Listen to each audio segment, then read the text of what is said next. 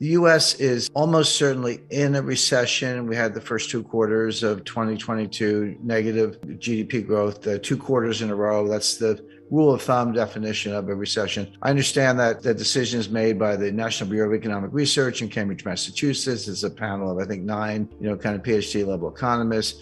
They haven't said anything yet, so that allows people like Janet Yellen to say, well, there's no recession because the NBER hasn't said so. But in fact, they never do. They often take 9 months or a year sometimes to say, oh, the recession started way back when, like maybe by late this year, December, January, they'll say, oh, a recession started in January, 2022. Well, thank you very much. We knew that at the time, but you're taking your time to make up your mind.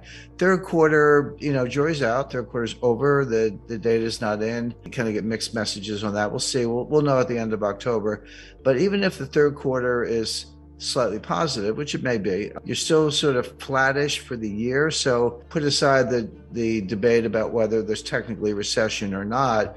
To get 3 quarters into the year with about zero growth, 2 quarters down, maybe 1 quarter up slightly, we don't know yet. But you're kind of close to zero in the world's largest economy. That's not good. But that's not what's coming. What's coming is a very severe recession, and whether when all is said and done, the umpires, the National Bureau of Economic Research says, well, you had, first half wasn't really a recession, but now it is, or you had a double dip recession or whatever. They can call it what they want, but you can see what's coming. Monetary tightening on top of a world where growth is deaccelerating, inventories are sky high.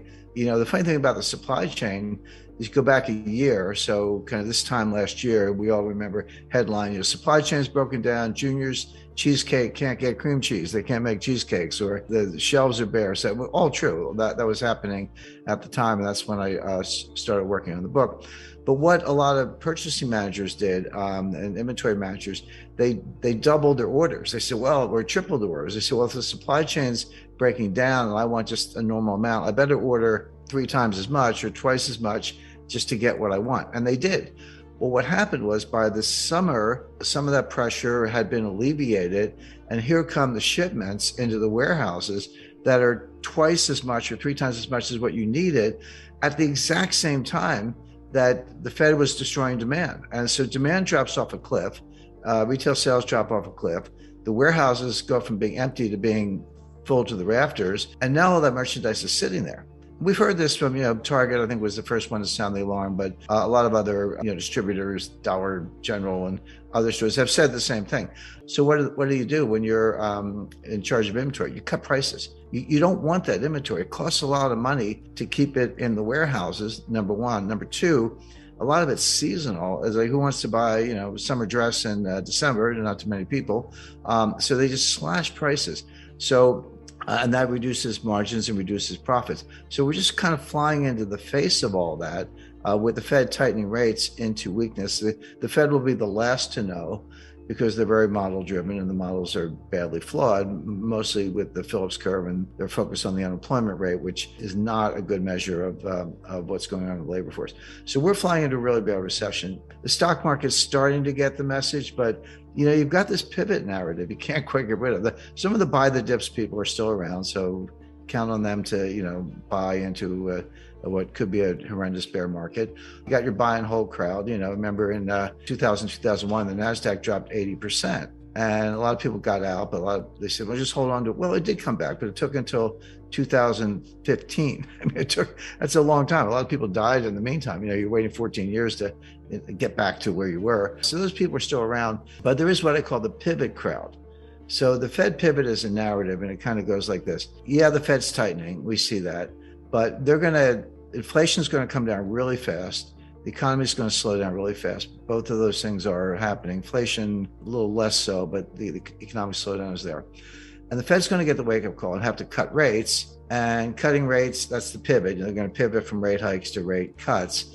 And that's good for tech stocks, so buy stocks. Now, that's the narrative. It prevailed in late July and most of August. The stock market did go up. There was a decent rally in the middle of what's become a bear market, based on this Fed narrative that they were going to have to cut rates maybe in December, early January, et cetera. There are two huge fallacies in that narrative. The first one is, who says the Fed's going to get the message? And if you look at what Jay Powell said in Jackson Hole on August 26th and what he repeated in his Washington press conference on September 21st. September 21st was like, hey, for any of you who weren't listening to Jackson Hole, let me repeat it, okay?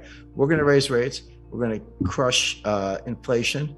We know there's a recession. He didn't put it in quite so many words, but you don't have to be, you don't need a decoder ring to see what Jay Powell was saying. I've been following this for 50 years. I've never seen a Fed chairman use the word pain 3 times in one paragraph, but he did. He knows there's going to be a recession. They're causing it in part. Unemployment's going to go up. He said that. And really September more than August, he tied unemployment to killing, basically demand destruction and getting inflation under control. He said, that's how we're going to do it. And you're already starting to see some early signs of that. So with that as their focus, who says the Fed's going to, get a wake-up call in December, January? Almost certainly not. I mean, they told us what they're going to do.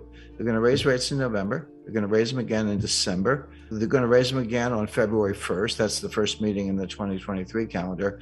And then he said, if we see progress on inflation, we'll pause. But pause doesn't mean cut. It means just wait a long time, because at that point, core PCE, that's personal consumption expenditure, core, which excludes oil and food, and that's just how they do it. That's their favorite metric. You can debate whether it's the best one, but the debate doesn't matter because that is the one they use. Let's say that comes down from about 6.5, where it is now, to around 3.5. Okay, it's still not 2. So what Powell said is, we don't have to keep raising rates to force it to 2. We just have to raise them enough that it'll get to 2 on its own. That's what they call a restrictive policy. So, but that's not a rate cut. He said that might last for a year, all the way into 2024. That's when he was talking about rate cuts. The stock market, again, so the August rally was based on the pivot narrative I just described. The September collapse was based on people saying, well, I just said, which is, hey, that narrative doesn't really make sense. The Fed's not going to cut rates. Then, of course, the sledgehammer on September 21st. And so, this is the beginning of October. Yeah, there was a rally, a 2-day rally. Bear market rallies are really interesting. Some of the biggest rallies in history have been in the middle of bear markets, where you ended up losing everything.